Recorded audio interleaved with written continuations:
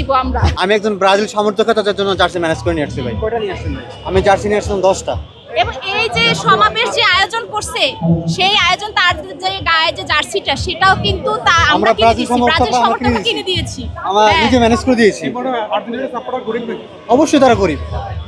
দেখেন এখানে তাদের লোক সংখ্যা খুবই কম, ব্রাজিল হলে তখন লোক সংখ্যা বেড়ে যাইতো ভাই। সাপোর্টার কম, লোকও কম। আর্জেন্টিনা বনাম আলজেরিয়া ম্যাচে আপনারা সাপোর্ট করবেন কাকে? আমরা অবশ্যই আলজেরিয়াকে সাপোর্ট করবো। হিউস্টনে রকিং টেস্টি, সীমানা ছাড়াও নিজেকে হারাও। লজ্জা না পায় লোক সমাগম কম থেকে, তাই আমরা এই যে লোক সমাগম সাপ্লাই দিতেছি।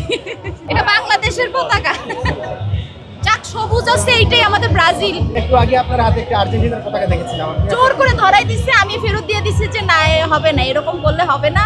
এবার যেহেতু বড় বড় দলই দেখা যাচ্ছে যে এক ড্র করছে, বাহিরে যাচ্ছে, হতেই পারে। শুভকামনা তাদের জন্য, কোনো হিংসা নেই, বিদেশ নেই, তাই না? হ্যাঁ ব্রাজিল কি পরবর্তী রাউন্ড যাবে? ইনশাল্লাহ, ইনশাল্লাহ চিন্তা ভাবনা করে ব্রাজিল ফাইনাল খেলবে ইনশাল্লাহ। আর আর্জেন্টিনা সেমিফাইনাল পর্যন্ত। সেমিফাইনাল পর্যন্ত যেতে পারবে না? না আর না, এরপর আর দোয়া করবো না। এই দোয়া পর্যন্ত দিলেন নাকি? প্রথম ম্যাচ তো গতবার আর্জেন্টিনাও হারছিল খেজুর শক্তির সাথে, সৌদি আরবের সাথে, তো পরে তারা কাপ নেয় নেয়, তো অবশ্যই হতে পারে, এখনো পুরা খেলা বাকি।